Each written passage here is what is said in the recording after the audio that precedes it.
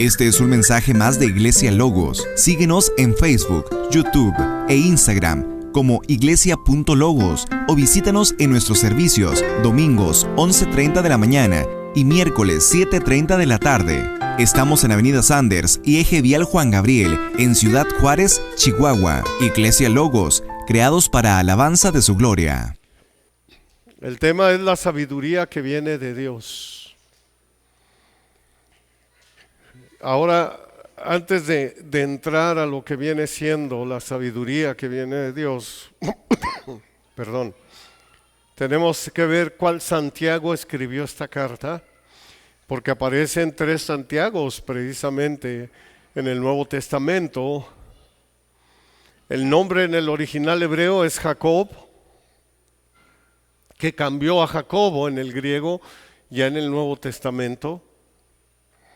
Y como el Nuevo Testamento está escrito en griego, por eso es que aparece como Jacobo. Pero ¿cuándo fue que cambió a Santiago? ¿Por qué se llama Santiago? Bueno, ya en latín, que era un idioma que también se hablaba en la mayoría de los reinos o de los países que eran conquistados por Roma, y ya más adelante la Iglesia Católica lo llama Sanctus Jacobus. Y ahorita vas a ver el por qué, ya podemos ver este compuesto que lo hacen y lo recortan para ponerle San Santiago y le ponen Sant Jacob. Entonces, si tú juntas, se oye como Santiago, o sería Santiago.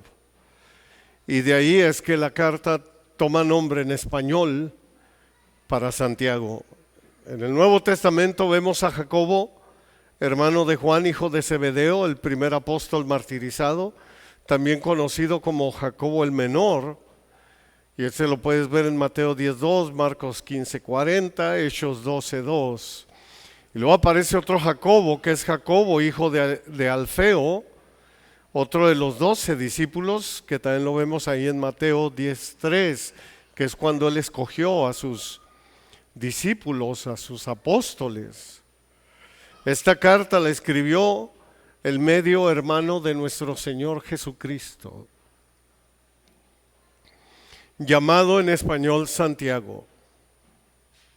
Inclusive hay algunas Biblias que lo ponen como Santiago el Justo, como que hacen una diferencia precisamente de los otros 2 Jacobos. Yo no sé si la Iglesia Católica lo hizo a propósito, aunque ellos no creen que María tuvo más hijos, pero hay una diferencia. Yo no sé cómo estaría la situación ahí, porque a este, que es el medio hermano de Jesús, se le dice Santiago, o se le puso Santiago. En Mateo 13:55 dice, ¿no es este el hijo del carpintero? O sea, hablando de Jesús. ¿No se llama su madre María y sus hermanos Jacobo, José y Simón y Judas? En este mismo versículo nos damos cuenta que aparece Judas, que es el otro medio hermano de Jesús y que es el otro que escribe una epístola precisamente en el Nuevo Testamento también de Jesús. Como el mismo Judas lo dice en Judas 1, Judas, siervo de Jesucristo y hermano de Jacobo, o sea, de Santiago, a los llamados santificados en Dios Padre y guardados en Jesucristo. El apóstol Pablo escribió con claridad, pero no vi a ninguno de otros de los apóstoles, o sea, cuando él sube a Jerusalén por primera vez, después ya convertido Pablo, dice, no vi a ninguno de los apóstoles, sino a Jacobo, el hermano del Señor. Gálatas 1:19. Apunten esa cita, porque es bien importante. Santiago se convirtió en uno de los líderes de la iglesia en Jerusalén, considerado una de las 3 columnas de lo que viene siendo la iglesia, lo que es la iglesia, del fundamento de la iglesia del primer siglo junto con Cefas, que es Pedro, y con Juan. Eran los que lideraban cuando inclusive Pablo y Bernabé llegan de su primer viaje y cuentan lo que Dios está haciendo con los gentiles, y hay una discusión grande ahí en el libro de Hechos, en el capítulo 15. Te das cuenta que hay una discusión porque a los judíos como que no les pareció que el evangelio se estuviese yendo a los gentiles. Pero Pablo y Bernabé hablan de lo que Dios está haciendo con los gentiles. Perdón. Santiago se convierte en un líder y en un portavoz del cristianismo, y precisamente están delante de Pedro y están delante de Juan y de algunos de los otros apóstoles. Y en el verso 15 leemos y dice: y cuando ellos callaron, o sea, cuando ya calla toda la congregación en esta discusión y que Pedro les está dando un mensaje, y también Pedro diciéndoles: hey, es que esto es lo que Dios está haciendo con los gentiles. Dice que Jacobo respondió diciendo: varones hermanos, escúchenme. Y ahí lo puedes ver en el capítulo 15 de 13 que se avienta él un mensaje. El escritor de esta carta es el mismo Santiago que recibió también la aparición especial de la resurrección de Jesús. Nos dice 1 Corintios 15:7 que después apareció a Jacobo, después de haberle aparecido a algunos de los apóstoles y después de haber aparecido a muchos de sus discípulos, dice que apareció a Jacobo. No se sabe cuándo fue la conversión de Santiago y de Judas, porque los hermanos de Jesús no creían ni apoyaban el mensaje ni su misión. En Marcos 3:21 dice: cuando lo oyeron los suyos, vinieron para prenderle a Jesús, o sea, llegaron para llevárselo porque decían: está fuera de sí, o sea, está loco, no le entendían. En Juan 7:5 leemos: porque ni aun sus hermanos creían en él, los hermanos de Jesús.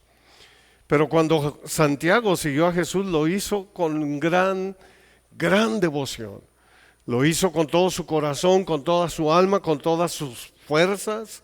En Hechos 1:14 ya lo vemos, porque nos dice la palabra de Dios que todos estos perseveraban unánimes en la oración y ruego con las mujeres y con María, la madre de Jesús, y con sus hermanos. Entonces ya allí había una conversión, pero no se sabe con exactitud cuándo fue que ellos empezaron a seguir a Jesús. Muchos eruditos creen que fue después de la resurrección, porque les apareció. Y le apareció a Santiago, que era el mayor, o era el que seguía de él, ¿no? En el matrimonio ya de hijos, 100% de José, Santiago era el mayor. Entonces es muy probable que ahí se les abrieron los ojos y ellos empezaron a seguir a Jesús. Una historia temprana de la iglesia dice que Santiago fue hombre de oración. Esto lo habla precisamente el historiador Josefo, y que sus rodillas tenían callos grandes y gruesos que parecían las rodillas de un camello. O sea, le decían que tenía rodillas de camello, pero porque era tanto de orar. También dicen que Santiago fue martirizado en Jerusalén, ya que lo empujaron desde un punto alto del templo. Sin embargo, la caída no lo mató, y en el suelo fue golpeado y lapidado hasta morir, mientras él oraba por los que lo estaban atacando. Este es Santiago, y Santiago empieza su carta y dice: Santiago, siervo de Dios y del Señor Jesucristo. Y me encanta ver la humildad de lo que Dios hace en las personas. Saber que Santiago era el medio hermano de Jesús hace que su autointroducción sea muy significativa y humilde. Él no proclama en su epístola y pone: soy Santiago, el hermano de Jesús. Él no proclama o no se proclama a sí mismo el hermano de Jesús, sino como siervo de Dios y del Señor Jesucristo. Y esto es muy importante y prestemos atención porque para Santiago Jesús no era solamente su hermano, sino que Jesús era su Señor. Eso es lo que nos está enseñando Santiago. Jesús está sobre todo. Jesús es mi Señor. Ahora, lo que es más importante aún es que Santiago le dice que es su siervo, que se traduce en la antigua palabra griega doulos, que significa un esclavo, uno que está en constante servidumbre hacia otro. De antemano, en el original griego, doulos es alguien al que están degradando, es degradante. Para que tengamos una idea de lo que está haciendo precisamente Santiago. Y cuando Santiago le dice Señor, que dice soy siervo del Señor Jesucristo, o siervo de Dios y del Señor Jesucristo, es una palabra griega que es kurios, que significa que para Santiago Jesús es su Dios. Qué importante, ¿eh? Es su Señor, es su Maestro, es su amo y es su dueño. Eso es lo que significa kurios, lo que Santiago está reconociendo en Cristo. Luego ahí mismo en el verso 1 dice a las 12 tribus que están en la dispersión, salud. La saluda a toda la iglesia. Santiago está escribiendo esta epístola solamente a los cristianos judíos o a los cristianos en general. Bueno, por lo que podemos apreciar ya en toda la carta y que la vamos a ver, nosotros nos damos cuenta lo que muchos eruditos dicen, obviamente que esta carta fue escrita no únicamente para los judíos, sino para toda la iglesia y para ti y para mí. Hay un dato importante. Santiago en la carta repite las enseñanzas de Jesús y vas a ver mucha similitud de lo que escribe Santiago precisamente con el sermón del monte. Ahora sí, la sabiduría que viene de Dios, dicen los versos 2 al 4, hermanos míos, tengan por sumo gozo cuando se hallen en diversas pruebas, sabiendo que la prueba de su fe produce paciencia, mas tenga la paciencia su obra completa para que sean perfectos y cabales sin que les falte cosa alguna. Tengan por sumo gozo cuando se hallen en diversas pruebas. Para Santiago, él considera que las pruebas son inevitables. Siempre van a estar ahí presentes. Y eso es lo que nos está escribiendo a todos los cristianos de todos los tiempos. Nos dice, hey, las pruebas son inevitables. Ahí van a estar. Podemos tener sumo gozo en medio de las pruebas debido a que son utilizadas para producir paciencia. Y ahorita lo vamos a entender. Lo mismo escribieron Pablo y Pedro. Cuando dice, por ejemplo, Pablo en Romanos 5, 3 y 4, no solo esto, sino que también nos gloriamos en las tribulaciones, sabiendo que la tribulación produce paciencia, y la paciencia prueba, y la prueba esperanza. Y en primera de Pedro 1, 6 y 7 dice Pedro, en lo cual ustedes se alegran, aunque ahora por un poco de tiempo, si es necesario, tengan que ser afligidos en diversas pruebas, para que sometida a prueba su fe, mucho más preciosa que el oro, el cual aunque perecedero se prueba con fuego, sea hallada en alabanza, gloria, honra, cuando sea manifestado Jesucristo. Wow. Y Santiago nos está diciendo, ¿verdad? La prueba de su fe produce paciencia. La palabra traducida aquí como paciencia, mira qué importante, significa aflicción, persecución o prueba de cualquier tipo. Paciencia proviene de la antigua palabra griega upomoné. Esta palabra significa sufrir sin rendirse. Es la cualidad que te ayuda a terminar un maratón y no rendirte jamás. Eso es lo que produce la prueba, paciencia. La antigua palabra griega upomoné, que proviene de upo, que viene siendo bajo, y meno, que es estar, soportar y permanecer. O sea, lo que realmente significa esta palabra es permanecer bajo presión. La prueba nos produce el aferrarnos a nuestro Dios. Se nos está probando para ver qué tan fuertes somos. Y dice Santiago, para que sean perfectos y cabales. La palabra de la paciencia se debe permitir que florezca. Es fruto del Espíritu Santo. La paciencia es una marca de las personas que son perfectas y cabales, expresiones que surgen en los juegos de los griegos.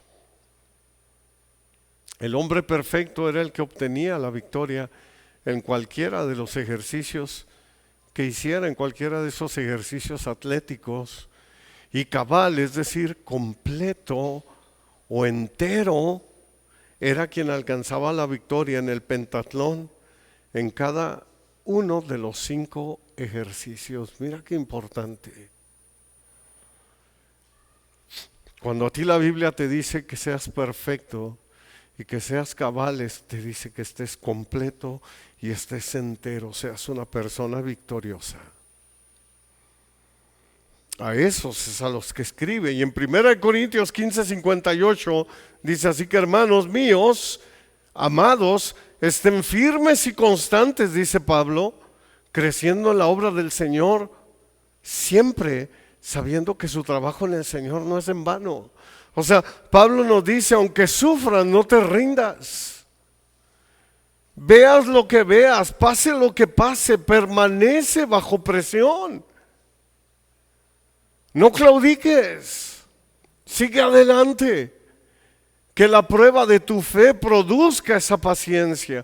Mismo Pablo en Filipenses 3, versos 13 y 14 dice: hermanos, yo mismo no pretendo haberlo ya alcanzado, pero una cosa hago, olvidando ciertamente lo que queda atrás y extendiéndome a lo que está adelante, prosigo a la meta, al premio del supremo llamamiento de Dios en Cristo Jesús.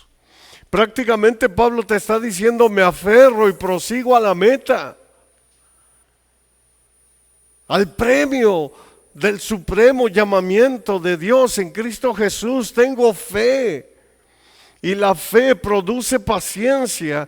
Luego dice Pablo en el verso 15, allí mismo en Filipenses, dice: así que todos los que somos perfectos. Usa otra vez la misma palabra, igual que Santiago. Todos los que somos enteros, completos, cabales, esto mismo sintamos. Filipenses 3:15. ¡Qué maravilla! ¡Qué hermoso es nuestro Dios al dejarnos este mensaje a través de estos siervos suyos! Y nos dice el verso 5 ahí de Santiago 1, dice: y si alguno de ustedes tiene falta de sabiduría, pídala a Dios, el cual da a todos abundantemente y sin reproche, y le será dada, le será otorgada. Bendito sea Dios.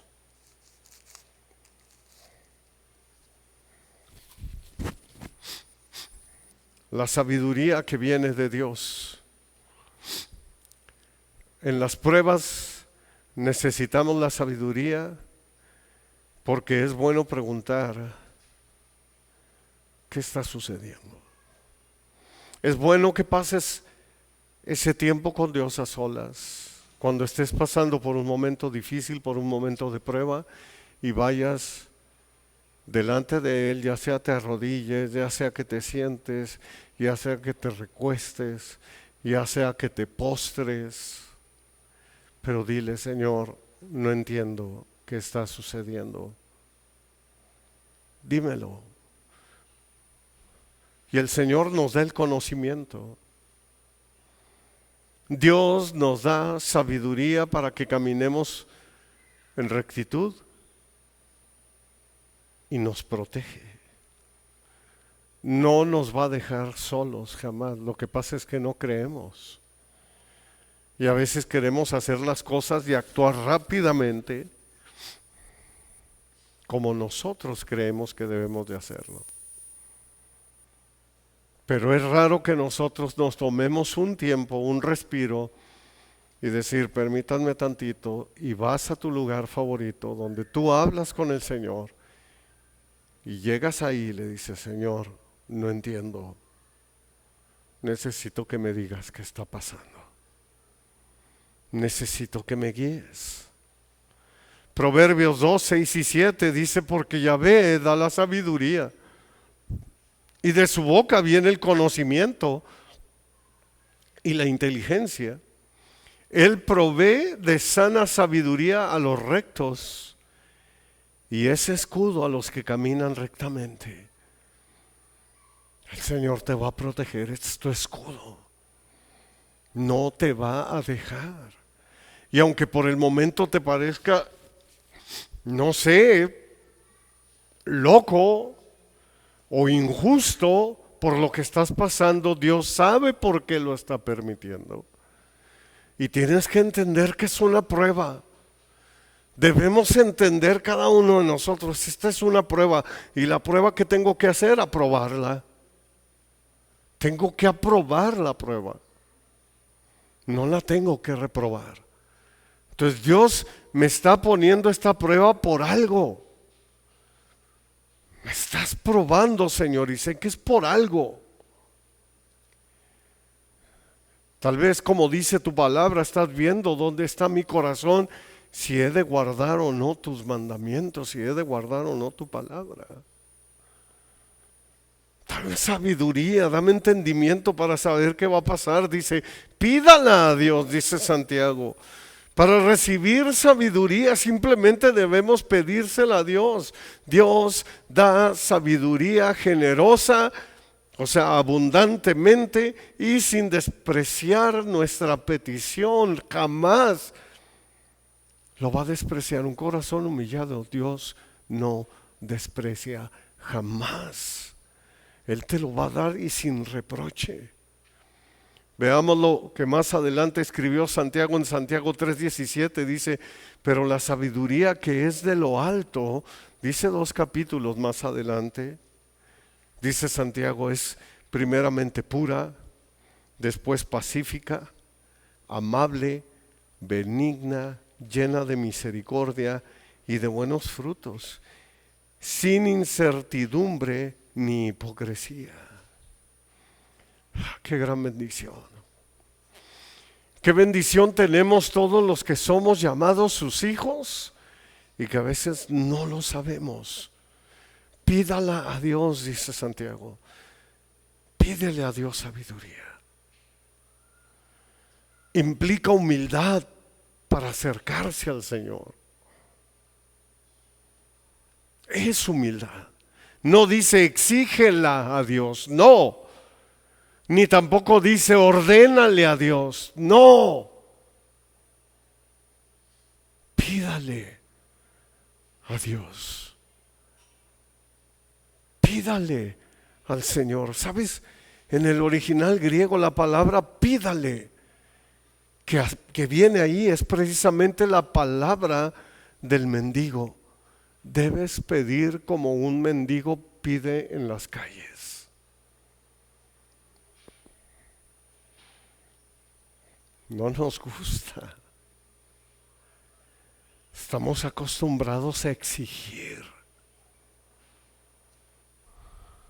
a sentir que tenemos el control.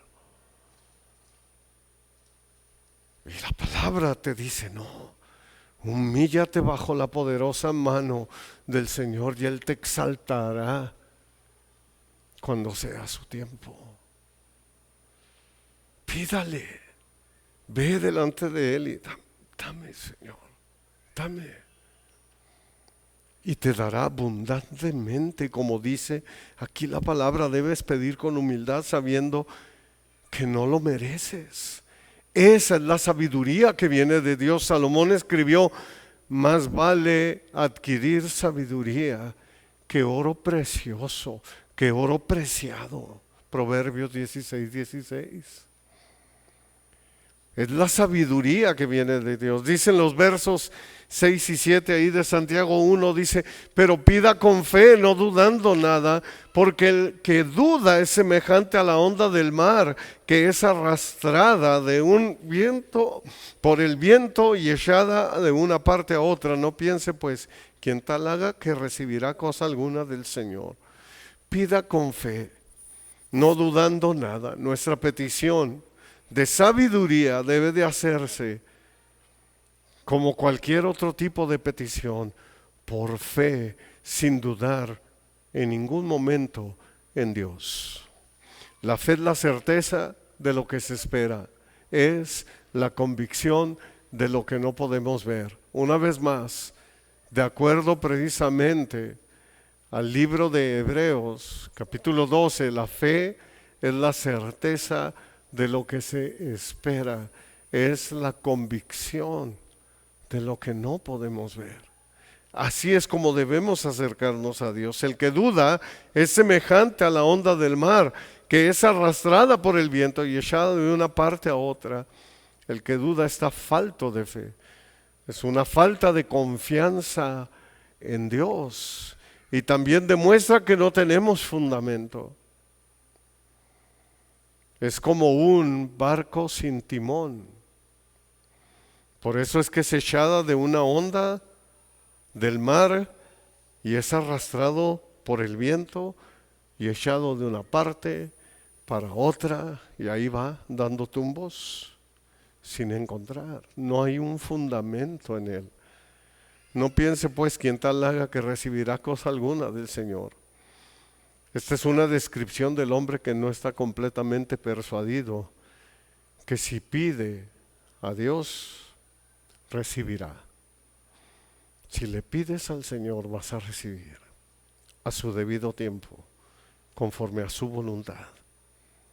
Hebreos 11:6 dice: pero sí, sin fe es imposible agradar a Dios, porque es necesario que el que se acerca a Dios crea que existe, crea que le hay. Y es más, dice el escritor de Hebreos, y es galardonador. Le gusta dar al Señor de los que le piden, de los que le buscan. Bendito sea Dios. Verso 8. El hombre de doble ánimo, insiste Santiago, es inconstante en todos sus caminos. La palabra doble ánimo literalmente es tener dos almas. El hombre de dos almas tiene su vista puesta en la tierra y tiene su vista puesta en el cielo. Quiere asegurar ambos mundos. No quiere renunciar a la tierra, pero quiere las bendiciones del cielo. Ese es el hombre de doble ánimo. Esta es la enseñanza precisamente para nosotros,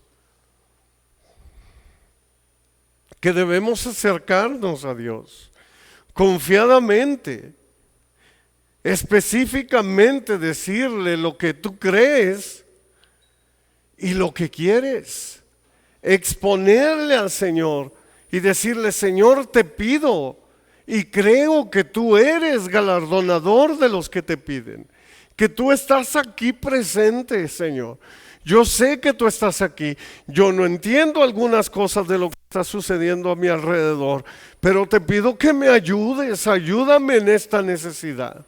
Y dile tu necesidad, aunque Él ya la sepa, díselo. A Él le gusta que le pidas,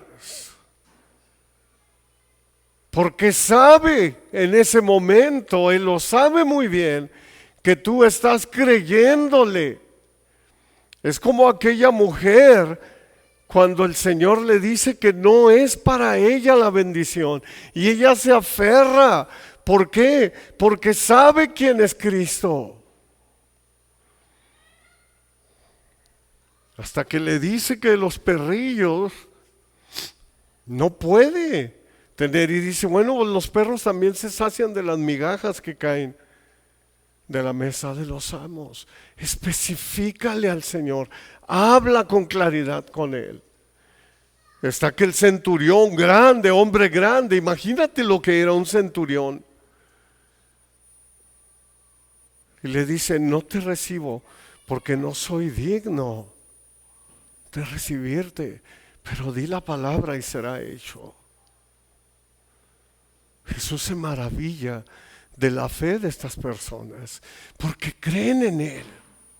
Y nosotros debemos creer en Él. Especifica tus deseos, declara tu condición exacta, presenta todo el caso ante Dios.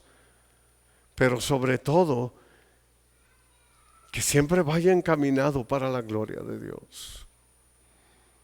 Dile, Señor, gracias, porque todo esto lo voy a hacer para tu gloria y para tu honra. El cierre de la enseñanza de Santiago es verso 9, el 10 y el 11 también, pero vemos el 9 y dice, el hermano que es de humilde condición, gloríese en su exaltación. Ánimo, le está diciendo Santiago, nos está diciendo a nosotros, para aquellos afectados por las pruebas, no pongan su vista en las circunstancias, soporten la presión. No te rindas, aguanta hasta el final. Santiago le dice, el hermano que es de humilde condición, gloríese en su exaltación. Santiago 1:12 dice, bienaventurado el varón que soporta la tentación, porque cuando haya resistido la prueba, recibirá la corona de vida que Dios le ha prometido a los que le aman. El hermano que es de humilde condición, de buena gana se gloriará en sus debilidades, para que repose sobre él el poder de Cristo. Eso es lo que está hablando Santiago, eso es lo que nos habla precisamente la palabra de Dios. Cada vez que tú te sientas sumamente mal por lo que está aconteciendo a tu alrededor, soporta la prueba, aguanta vara, como decimos los mexicanos.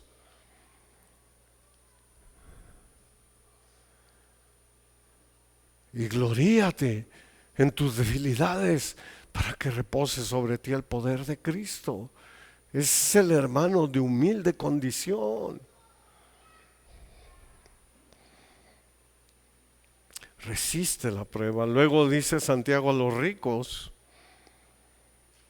no sé cuántos ricos hay aquí, pero a los ricos les dice, pero el que es rico en su humillación, porque él pasará como la flor de la hierba, porque cuando sale el sol con calor abrasador, la hierba se seca, su flor se cae y perece su hermosa apariencia. Así también se marchitará el rico en todas sus empresas. El que es rico, gloríese en su humillación.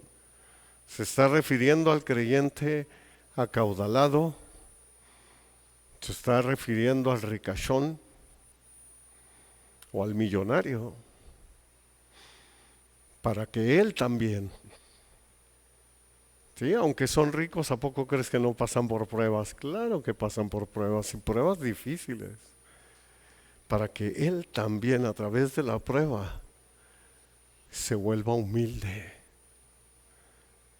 Eso es lo que le está diciendo Santiago a los ricos. Para que tenga una fe viva en medio de la prueba. Pablo en 1 Timoteo 6, 17 al 19 le escribe a Timoteo y le dice a los ricos de este siglo, manda que no sean altivos, ni pongan la esperanza en las riquezas, las cuales son inciertas, sino en el Dios vivo, que nos da todas las cosas en abundancia para que las disfrutemos, que hagan bien, que sean ricos en buenas obras, dadivosos, generosos, atesorando para sí buen fundamento por lo porvenir, que echen mano de la vida eterna, por si no les quedó claro, dice Pablo. Me encanta que les dice atesorando para el buen fundamento de lo que viene, no de lo que tienen aquí, de lo que viene. Dices más, que echen mano, diles, de la vida eterna. Porque las pruebas ayudan a los ricos a darse cuenta que la felicidad y el contentamiento verdadero no tienen nada que ver con las riquezas, sino en la verdadera riqueza que está en la gracia de Dios. Es por eso que las pruebas, aunque no las podamos entender, son usadas por Dios para ayudarnos a ricos y a pobres, o no tan ricos, como quieras decirle. Él pasará como la flor de la hierba. La hierba se seca, su flor se cae y perece su hermosa apariencia. Aquí Santiago está haciendo una alegoría de los campos de Palestina. Estos campos se pintan de colores hasta la fecha, el día de hoy, con las flores más hermosas que florecen en ese lugar, pero precisamente florecen en febrero y en el mes de mayo quedan totalmente secos. Las pruebas sirven para recordarles a los ricos y a los grandes que a pesar de que piensen que son inamovibles, prósperos en esta vida, están únicamente en el aquí y en el ahora. Y el aquí y el ahora se va a desvanecer, se va a secar, como la hierba se seca y la flor se marchita. Y luego les dice Pablo abiertamente, ya sin tapujos, así también se marchitará el rico en todas sus empresas. Si no se humilla, si no reconoce a Jesús como Señor, si no reconoce que a través de la prueba Él necesita esa humildad y reconocer, te vas a marchitar. La riqueza de este mundo ciertamente se va a marchitar. Pero Santiago también dice que se marchitará el millonario, el rico. El mensaje, si ponemos nuestra vista o nuestra vida, nuestra identidad en las cosas que se marchitan, entonces nosotros también nos vamos a marchitar. ¿Cuánto mejor será poner nuestra vida y nuestra identidad en las cosas que nunca se marchitan? Amado hermano, pon tu vista en Cristo y no la muevas de ahí por nada. Pon tu vista en el autor y consumador de la fe. Pon tu vista en la palabra de Dios que permanece para siempre. Le dice el Señor a Isaías, al profeta, Isaías 46 al 8 dice, voz que decía, da voces. Y le dice Isaías, y yo respondí, ¿de qué tengo que decir a voces? Que toda carne es hierba y toda su gloria como la flor del campo. La hierba se seca y la flor se marchita, porque el viento de Yahvé sopló en ella. Ciertamente como hierba es el pueblo, sécase la hierba, marchítase la flor, mas la palabra de Dios nuestro permanece para siempre. Si un hombre es solamente rico en este mundo, cuando muera dejará sus riquezas. Pero si un hombre es rico ante Dios, cuando muera, él irá a sus riquezas. ¿Podemos entender el mensaje? Lo mismo que escribió nuestro Señor Jesucristo en el Sermón del Monte. Mateo 6, 19 al 21. No hagan tesoros en la tierra, donde la polilla y el orín o el óxido corrompen, y donde ladrones minan y hurtan, o sea, donde ladrones se meten a robar. Sino hagan tesoros en el cielo, donde ni la polilla ni el orín corrompen, y donde ladrones no minan ni hurtan, donde ellos no pueden venir a robar, porque donde esté su tesoro, ahí estará también su corazón. No podemos ser de doble ánimo, hermanos. No podemos tener dos almas. Recordemos que el hombre de dos almas tiene su vista en la tierra, pero quiere las bendiciones del cielo. Y eso no puede ser así. Por eso nuestro Señor lo dice sumamente claro allí mismo en Mateo 6:24. Ninguno puede servir a dos señores, porque o aborrecerá al uno y amará al otro, o estimará al uno y menospreciará al otro. Y rápido dice el Señor, sin tapujos también, no pueden servir a Dios y a las riquezas. Esta es la sabiduría que viene de Dios.